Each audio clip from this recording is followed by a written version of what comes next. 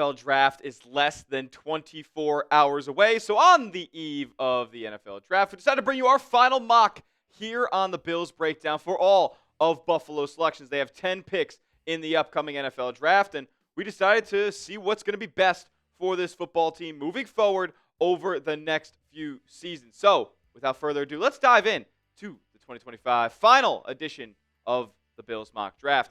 Surveying the field here for Buffalo, as they do have 10 selections, starting in round 1 with pick 30 overall, then 2 selections in round 2 at 56 and 62, following up with 2 selections in round 4. They do not have one in round 3 at 109 and 132, then a deuce in round 5 as well, 169, 170, and 173. So a trio, actually, as I misspeak. And then in round 6, they close it out with pick 177 and pick 206. Now, to be honest with you guys, I'd be hard-pressed to believe that Brandon Beane is actually going to draft 10 players in this upcoming draft.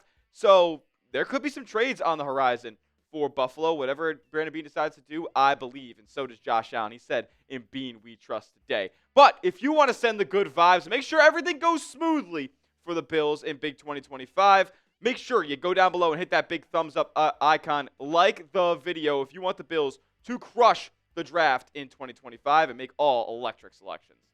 All right, let's go. With the first pick for the Buffalo Bills, but 30 overall in the first round, the Buffalo Bills select Trey Amos. And guys, I'm sorry if this is going to bore you, but this is a player who I constantly see available for Buffalo at 30, and I just think he fits too well and fills a need too well for Buffalo to pass up on him at this spot. ESPN NFL analyst Field Yates kind of believes similarly. He said Trey Amos is probably the one that I think about most often for the Bills, just because of the style of play that they want to roll out defensively, and then also the style of play that Amos has available in his bag. And honestly, people are talking about this guy as one of, if not the best zone corner in this draft. They ran a bunch of different schemes over at Ole Miss this past year, but let's be honest, the Bills need to address the starting CB2 spot. I mean, at the end of the day, that's a starter on their roster right now that's just not filled. And Trey Amos can go out there and start for you immediately. He knows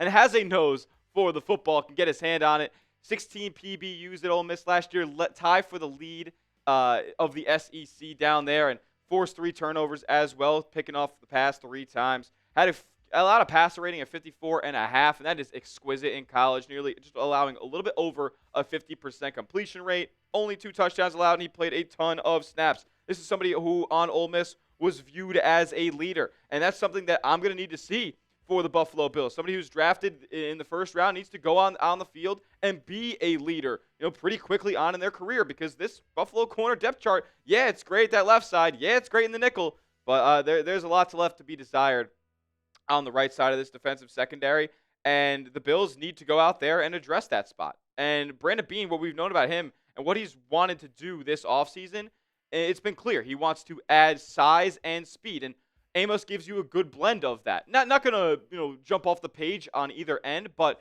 he's a guy who runs a 4.4 40. He is 6'1", so he's not a 6'3" corner. He doesn't run a 4.2 or anything like that, but he is good, and his field speed looks really good as well. I would love if Buffalo ended up making this selection, but I want to hear from you guys down in the comments right now. Would you draft Trey Amos if he's up there on the board? Let me know in the comment section by typing D for draft or P for pass. I want to hear what Bills fans out there think about Trey Amos, because I know a lot of you guys want to go out and draft a corner.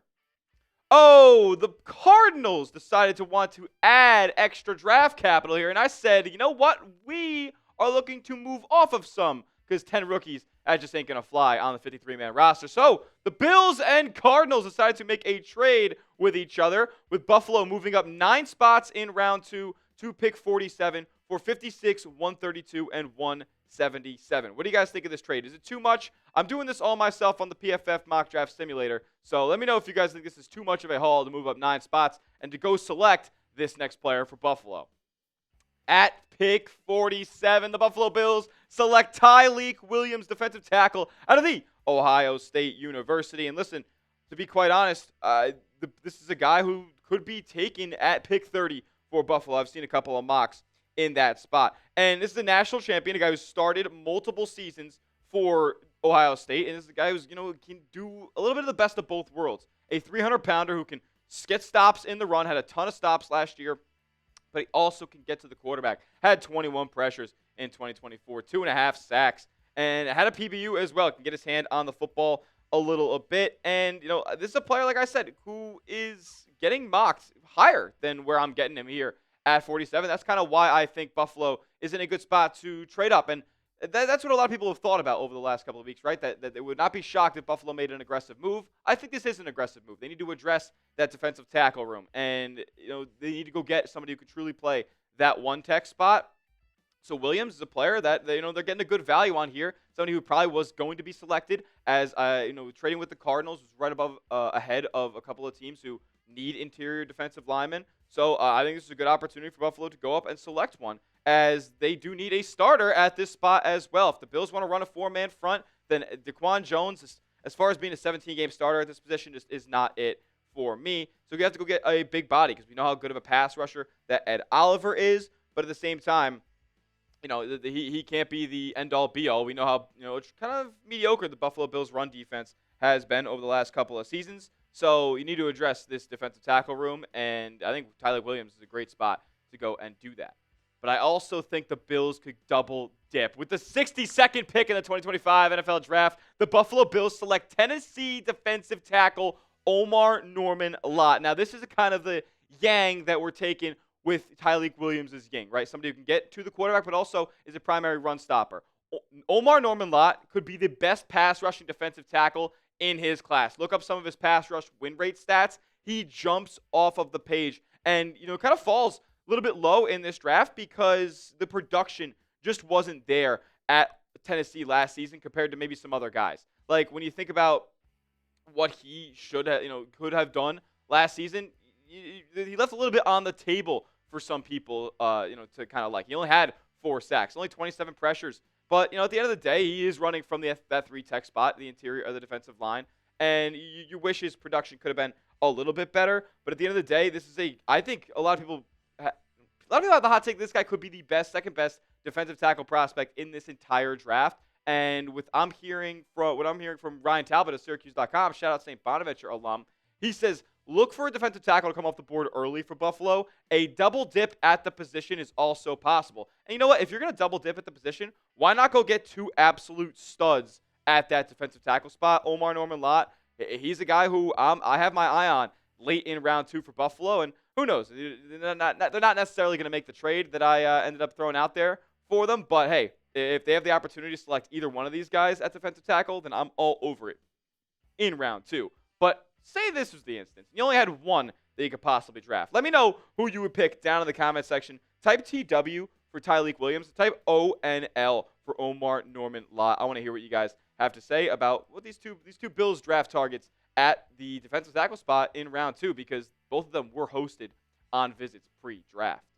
Next up in round 4, pick 109, the Buffalo Bills select Torrey Horton out of Colorado State. Now, this is a player who did miss a little bit of time in 2024. He wasn't always super available, and the numbers, let's be honest, reflected that. He only had 353 yards last season, but did, average 13 and a half, yards per reception there. Only had 1 touchdown, but only had 1 drop in 39 targets. Like, I'll take that every day of the week. And this is a player who has, multiple years of starting experience at this point, became a starter back in 2022, and, he had a drop problem back then and seems to have been limiting that, kind of deficiency in his play as his collegiate career had gone on. And, he wasn't the player that, he needed to be, exceeding expectations in 2023, but this guy is a speedster, ran a 4.4 40, and this is a player who was also hosted on a pre-draft visit from Buffalo. And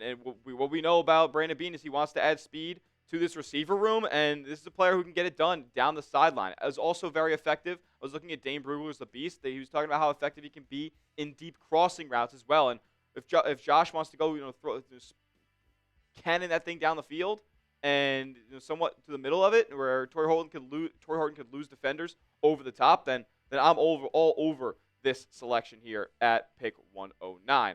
But with the Bills lacking another pick at the beginning of day 3, I decided to go out there and call another team up to try to go make a trade. And you know what? Here is what I ended up coming up with.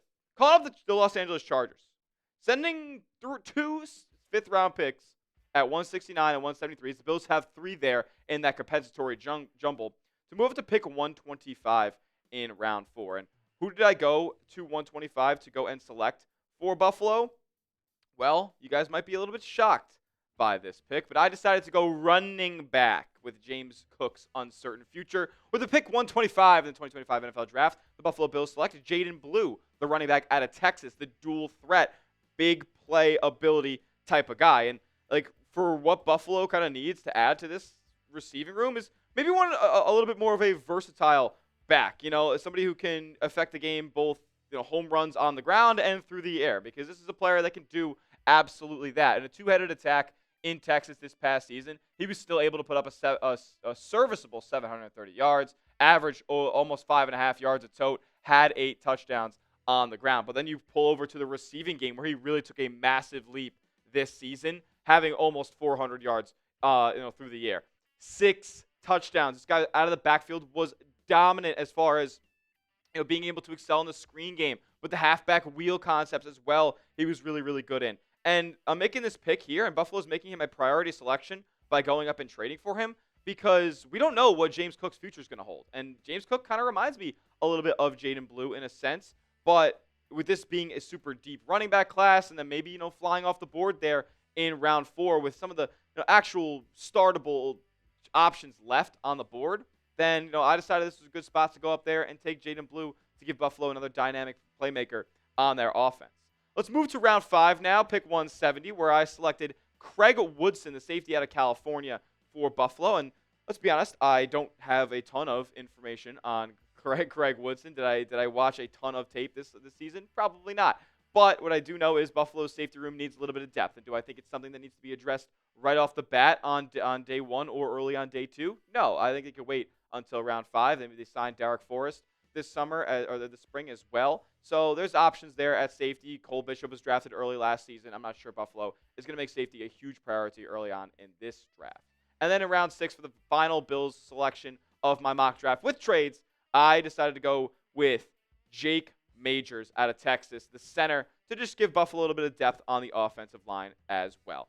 Didn't necessarily, favor him. He was the best center available on the board, best interior offensive lineman available on the board. And if Buffalo's going to address the offensive line somewhere in this draft, then it's going to be on the interior. But grade this mock draft for me. Get your red pens out right now for me and get in the comment section. And give me your grade on what you guys thought.